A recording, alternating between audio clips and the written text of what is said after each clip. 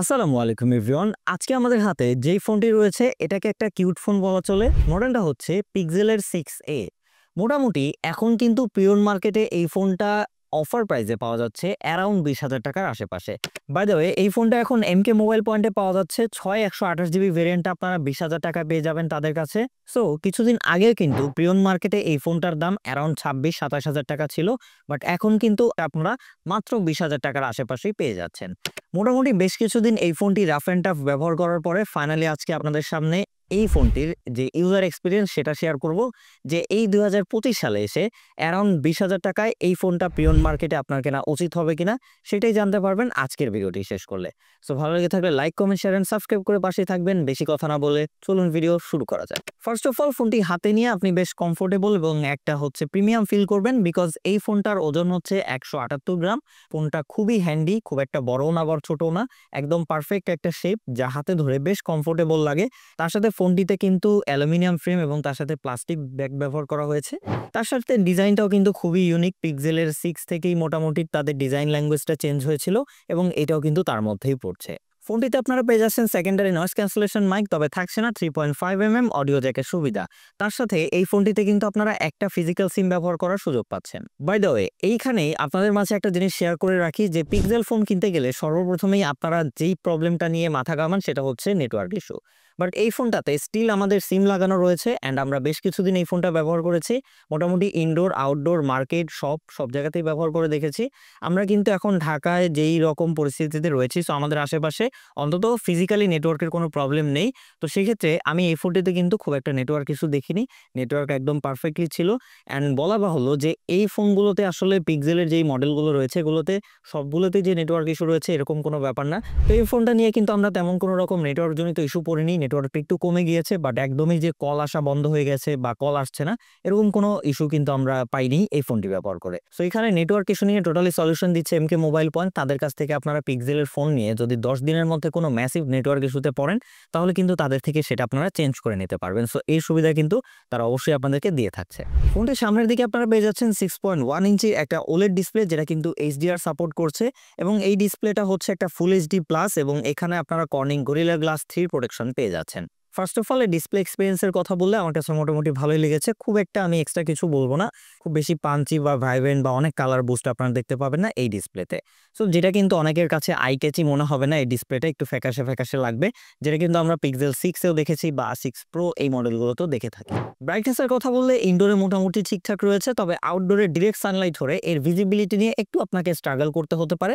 Otherwise মোটামুটি viewing angle এবং তার সাথে শার্পনিং ডিটেল মোটামুটি সবকিছুই ঠিক রয়েছে। ওয়েবসাইট দিকে আসলে এই ফোনটিতে আপনারা রাইট নাও কিন্তু লেটেস্ট অ্যান্ড্রয়েড 15 আপডেটটাই পেয়ে যাবেন এবং সেটাই আমরা ব্যবহার করছি এবং গুগল কিন্তু সেটা আরও 1 বছর ইনক্রিজ করেছে এবং এইটা কিন্তু আপনারা অ্যান্ড্রয়েড 16 পর্যন্ত আপডেট পেয়ে যাবেন।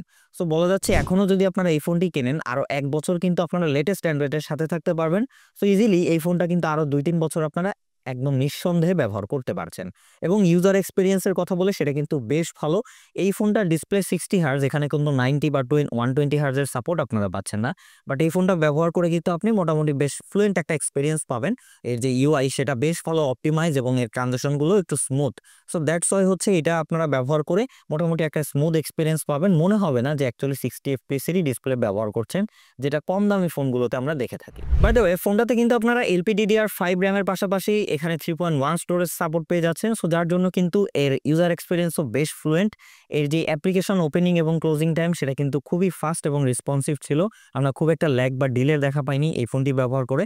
তার সাথে ওভারঅল যে এর ইউআই সেটার সাথে ম্যাচ হয়ে কিন্তু এটা খুবই ভালো একটা ইউজার এক্সপিরিয়েন্স দিচ্ছিল আমাদের ডে টু ডে লাইফ যেসব অ্যাপ্লিকেশনগুলো রয়েছে সেগুলো ব্যবহারের ক্ষেত্রে। আদারওয়াইজ এই র্যাম ম্যানেজমেন্টও কিন্তু খুবই ভালো। ব্যাকগ্রাউন্ডে আপনারা বেশ কিছু অ্যাপ্লিকেশন নিয়ে ইজিলি মাল্টিটাস্কিং করে ব্যবহার করতে পারবেন। সেক্ষেত্রে কিন্তু আমরা রিলোডিং এবং তার সাথে রিস্টার্ট প্রবলেম দেখে নিই এই ফোনটি ব্যবহার করে। পারফরমেন্সের দিক থেকে ফোনটিতে ব্যবহার করা হয়েছে গুগলের নিজস্ব টেনসর প্রসেসর, যেটা 5 ন্যানোমিটার আর্কিটেকচারে বিল্ড করা একটা অক্টা-কোর প্রসেসর। AnTuTu স্কোরের কথা বললে কিন্তু আমরা 8 লাখ প্লাস পেয়েছি এর স্কোরের দিক থেকে। তবে হচ্ছে এই সেম জিনিসটা কিন্তু আমরা পারফরমেন্সে দেখতে পাইনি।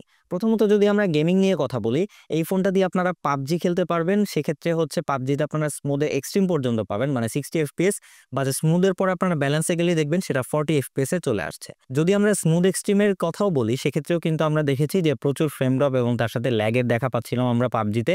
তার সাথে গ্রাফিক্সটা কিন্তু খুব একটা ভালো আউটপুট দিচ্ছিল না। সো এই প্রসেসরটা আসলে গেমিংয়ের সাথে খুব একটা রিলেটেবল না। সো যার জন্য কিন্তু অপটিমাইজেশনের বেশ ঘাটতি রয়েছে আমি বলব গেমিংয়ের সাথে। সো সেক্ষেত্রে কিন্তু আমরা খুব একটা ভালো গেমিং এক্সপিরিয়েন্স পাইনি এই ফোনটি ব্যবহার করে। তার সাথে হিটিংয়ের কথা বললে এখন ঠান্ডার একটা শীত মৌসুম চলছে। সো সেই জায়গা থেকে হিটিংটা কিন্তু অ্যারাউন্ড ৩৮ বা ৪০ এর কাছাকাছি চলে যাচ্ছিল, যেটা গরম সময় হলে আই থিংক বেড়ে ৪২-৪৪ পর্যন্ত হতে পারে। তো সেক্ষেত্রে বলাই যাচ্ছে যে হিটিং কিন্তু বেশ ভালোই রয়েছে এই ফোনটিতে। আদারওয়াইজ কিন্তু আমরা day to day life application ব্যবহার করে আবার এটা খুব একটা হিটিং বা ওভার হিটিং এর ইস্যু দেখতে পাইনি। তবে যেগুলো ছোটখাটো অপটিমাইজ গেম রয়েছে সেগুলো আপনারা বেশ ফ্লুয়েন্টভাবেই প্লে করতে পারবেন এই ফোনটিতে। যেমন আমরা অ্যাসফাল্ট 9 খেলেছি, সেখানে 60 FPS এ বেশ ভালো মোশন গ্রাফিক্স, তার সাথে হচ্ছে এখানে স্মুথনেস দিচ্ছিল। সো ওভারঅল ছোটখাটো যে গেমগুলো রয়েছে সেগুলো আপনারা ইজিলি প্লে করতে পারবেন। বাট হার্ডকোর গেমার যারা রয়েছেন বা হেভি টাইটেল গেমগুলো খেলে থাকেন, সো তাদেরকে আমি বলবো এই ফোনটি থেকে একটু দূরত্ব বজায় রাখতে। ফাইনালি কথা বলা যাক গুগলের সব থেকে আলোচিত এবং ডিমান্ডেবল যে পার্ট, সেটা হচ্ছে ক্যামেরা। ফোনটির রিয়ারে রয়েছে টোটাল ডুয়েল ক্যামেরা সেটআপ এবং দুইটাই কিন্তু খুবই কার্যকরী। প্রথমটা হচ্ছে মেইন সেন্সর, যেটা 12.2 মেগাপিক্সেলের f1.7 অ্যাপাচারের একটা সেন্সর। দেন রয়েছে হচ্ছে একটা 12 মেগাপিক্সেল f2.2 এর আলট্রা ওয়াইড লেন্স। প্রথমত যদি আমরা ডে লাইটের আলট্রা ওয়াইড নিয়ে কথা বলি, সেখানে কিন্তু খুবই ভালো রেজাল্ট দিচ্ছিল। অ্যারাউন্ড এই বাজেটের মধ্যে একদম বেস্ট বলা চলে। আপনারা ভালো ডিটেল শার্পনিং, তার সাথে ডাইনামিক রেঞ্জ খুবই ভালো মতো ম্যানেজ করতে পারছিল। কালার ক্লোজ টু ন্যাচারাল দিচ্ছিল, খুব একটা কালার বুস্ট করতে আমরা দেখিনি। একদমই কিন্তু আমরা দেখতে পেয়েছি মেইন সেন্সরের মতোই কালার আউটপুট দিচ্ছিল, কোনো রকম কালারের ডিফারেন্স আমরা খুব একটা লক্ষ্য করিনি। তার সাথে ওভারঅল রেঞ্জও খুবই ভালো দিচ্ছিল। সো সেক্ষেত্রে এই বাজেটের মধ্যে কিন্তু আপনারা বেশ ভালো কোয়ালিটির একটা আলট্রা ওয়াইড সাপোর্ট আপনারা এই ফোনটি থেকে পেয়ে যাচ্ছেন এবং হিউম্যান পিকচারের ক্ষেত্রেও কিন্তু খুবই ভালো আউটপুট দিচ্ছিল। মজার ব্যাপার হচ্ছে আমরা পিক্সেল 6 বা 6 প্রোতে যেই ডার্ক ইস্যুটা দেখেছিলাম, মানে ফেসটা খুবই ডার্ক করে দিচ্ছিল, অনেকটা ওভার শার্পনিং করে ফেলছিল, তার সাথে ওভার প্রসেস করে ফেলছিল। বাট এই ফোনটাতে কেন জানি না আমরা এই ইস্যুটা দেখিনি। হয়তো এটা সফটওয়্যার বা মডেল ওয়াইজ হতে পারে, বাট এই ফোনটাতে আমরা এই প্রবলেমটা দেখিনি। ফেসটার কালার কিন্তু মোটামুটি ভালোই রাখতে পারছিল। মেইন সেন্সরের কথা বলে সেখানে খুবই ভালো ডিটেল, তার সাথে ডাইনামিক রেঞ্জ ম্যানেজ করতে আমরা লক্ষ্য করেছি। এক্সপোজারটাকেও খুব ভালো মতো ব্যালেন্স করতে পারছিল, তার সাথে শ্যাডো এরিয়াটাও কিন্তু ঠিকঠাক মতোই ম্যানেজ করতে পারছিল। যদি আপনার একদম ডিরেক্ট সানলাইটের কথা বলি, সেখানেও কিন্তু খুবই ভালো মতো লাইট ম্যানেজ করতে পারছিল। আমরা কিন্তু ওভার এক্সপোজ এরিয়াগুলোও ভালো মতো ব্যালেন্স করতে দেখেছি এর প্রত্যেকটা ছবিতে। তার সাথে কালারও ঠিকঠাক মতো ধরে রাখতে পারছিল এবং ফেস কালার যেটা রয়েছে সেটা কিন্তু আমরা অন্যান্য মডেলগুলোর মতো খুব বেশি ডার্ক বা ওভার প্রসেস করতে দেখিনি। সেখানে কিন্তু ডিটেলের পরিমাণ ঠিকঠাক মতো ধরে রাখতে পারছিল। তার সাথে ফ্রন্টে আসলে আপনারা একটা 8 মেগাপিক্সেল f2.0 অ্যাপাচারের ক্যামেরা পেয়ে যাচ্ছেন, যেখানে দুইটা ফোকাল লেন্থে আপনারা পিকচার নিতে পারবেন এবং এইটার কোয়ালিটিও কিন্তু বেশ ভালো ছিল। কালার, ডাইনামিক রেঞ্জ, ডিটেল সবকিছুই বেশ ভালো মতো মেনটেন করতে পারছিল। তার সাথে কিন্তু এক্সপোজারও খুবই ভালো মতো ব্যালেন্স করতে পারছিল এবং যে কালার টোন রয়েছে সেটাও কিন্তু ক্লোজ টু ন্যাচারাল, খুব একটা কালার বুস্ট করতে আমরা দেখিনি। এবং হচ্ছে ফেসের যে কালার সেটা কিন্তু খুব একটা ডার্ক করতে দেখিনি বা ওভার শার্পনিং করতে দেখিনি, যেটা পিক্সেলের অন্যান্য ফোনগুলোতে আমরা মোটামুটি দেখে থাকি। সো এই দিক থেকে আমার কাছে খুবই ভালো লেগেছে এর ক্যামেরাটি ওভারঅল। পোর্ট্রেটের কথা বললে এখানে আপনারা 1x 2x এবং চাইলে আরেকটু জুম করে নিতে পারেন। 1x এবং 2x মোটামুটি ভালো একটা আউটপুট দিচ্ছিল। আমরা কিন্তু এস ডিরেকশনটাও মোটামুটি ভালো দেখেছি, তবে একদম জুম করলে আপনারা চুলের আশেপাশের এরিয়াগুলোতে একটু মিসম্যাচ করতে দেখতে পাবেন, তবে সেটা কিন্তু নর্মালি খুব একটা চোখে পড়ে না।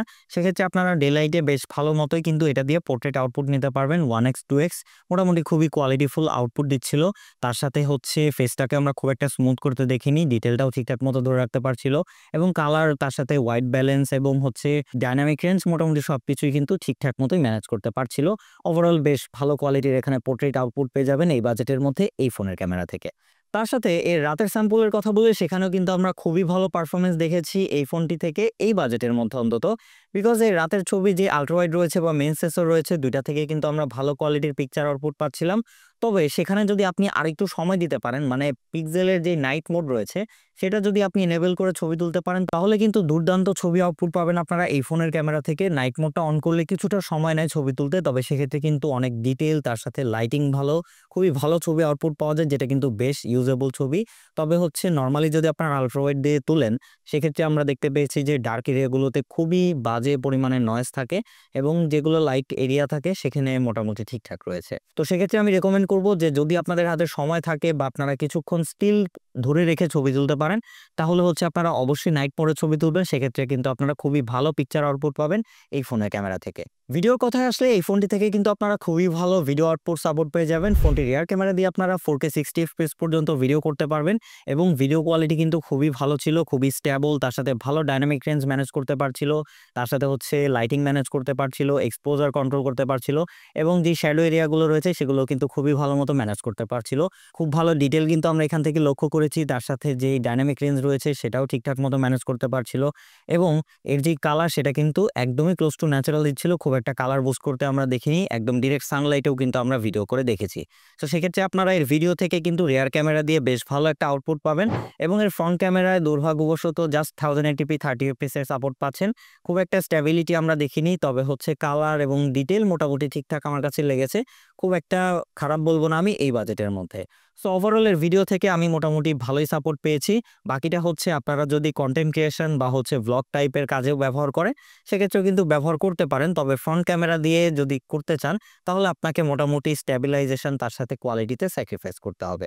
ফোনটিকে পাওয়ার করার জন্য ব্যাটারি হিসেবে রয়েছে 4410 এমএএইচ ব্যাটারি এবং তার সাথে এখানে কিন্তু জাস্ট আপনারা 18 ওয়াট পর্যন্তই চার্জিং ইনপুট সাপোর্ট পাচ্ছেন। সো এখানে 2025 সালে এসে আমার কাছে বেশ ভালো কমতি মনে হয়েছে, কারণ এই বাজেটে আপনারা যদি একটা নতুন ফোন কেনেন সেক্ষেত্রে কিন্তু ইজিলি আপনারা 30 ওয়াটের উপরে সাপোর্ট পাবেন, বাট এই ফোনটিতে আপনারা 18 ওয়াট পর্যন্তই পাচ্ছেন। তবে কিন্তু চার্জিং ব্যাকআপ বেশ ভালোই ছিল। আপনারা একবার এই ফোনটিকে চার্জ করলে ইজিলি 5 ঘন্টা বা 5.5 ঘন্টার মতো স্ক্রিন অন টাইম পেয়ে যাবেন। তাছাড়া যদি আপনারা নর্মাল ইউজ করেন ইজিলি সকাল থেকে রাত পর্যন্ত ব্যবহার করতে পারবেন এই ফোনটি নিয়ে। সো সেক্ষেত্রে বলাই যাচ্ছে যে চার্জিং নিয়ে আই থিঙ্ক খুব একটা প্যারা হবে না আপনি যদি একদম হেভি হার্ডকোর ইউজার না হয়ে থাকেন। তার সাথে একদম শেষের দিকে আসলে এখানে আপনারা IP67 এর ডাস্ট এবং ওয়াটার রেসিস্ট্যান্ট পেয়ে যাচ্ছেন, বাট এই ইউজ ফোনগুলো কিনে আমি এই এক্সপেরিমেন্ট আপনাদেরকে করতে একদমই রেকমেন্ড করব না। সেক্ষেত্রে কিন্তু পানি ঢুকে কোনো রকম প্রবলেম হয়ে গেলে আপনারই হতে হবে। তো সেক্ষেত্রে বলবো ইউজ ফোনগুলো কিনে আপনারা ওয়াটারপ্রুফ সার্টিফিকেশন থাকলেও আপনারা কিন্তু সেগুলো নিয়ে খুব একটা এক্সপেরিমেন্ট করতে যাবেন না। আদারওয়াইজ এই ফোনটাতে বাকি ফিচার্সগুলো কিন্তু বেশ ভালো লেগেছে। যেমন যদি আমরা ডুয়েল স্টেরিও সাউন্ডের কথা বলি সেটাও কিন্তু খুবই ভালো এবং এইটার যে সাউন্ড কোয়ালিটি খুবই ক্লিয়ার, তার সাথে স্মুথ একটা এক্সপেরিয়েন্স পাবেন যেটা কিন্তু আপনার কন্টেন্ট ওয়াচিং এক্সপেরিয়েন্স থেকে আরও ইনক্রিজ করে দিবে। আদারওয়াইজ সবকিছু মিলিয়ে কিন্তু অ্যারাউন্ড 20,000 টাকা বাজেট রেঞ্জের মধ্যে এই ফোনটা খুবই ভালো একটা ডিল বলা যাচ্ছে। বিকজ কিছুদিন আগে ওই প্রাইসটা অনেক ছিল, বাট এখন কমে যেহেতু 20,000 টাকা এসে দাঁড়িয়েছে, সো সেক্ষেত্রে একদম এক কথায় রেকমেন্ড করার মতো একটা ফোন। আমি বলবো যে আপনি যদি একদম 20,000 টাকায় লক হয়ে থাকেন তাহলে আপনারা এই পিক্সেল 6 এটা নিতে পারেন, প্রিয়ন যদি একটা ফোন নিতে চান। তবে যদি প্রাইসটা বাড়িয়ে অ্যারাউন্ড 24,000 যেতে পারেন তাহলে আমি বলবো এর বড় ভাই মানে পিক্সেল 6 আপনারা নিতে। আদারওয়াইজ 20,000 টাকায় যদি হয়ে থাকে তাহলে এই ফোনটা রিকমেন্ড করবো। সো আজকের ভিডিও এই পর্যন্তই, দেখা হচ্ছে আমাদের নেক্সট কোনো ভিডিওতে। এর থেকেও যদি আরও কিছু জানার হয় তাহলে কমেন্ট বক্স খালি রয়েছে। ভালো লেগে থাকলে like, comment, share and subscribe করে পাশেই থাকবেন। খোদা হাফেজ।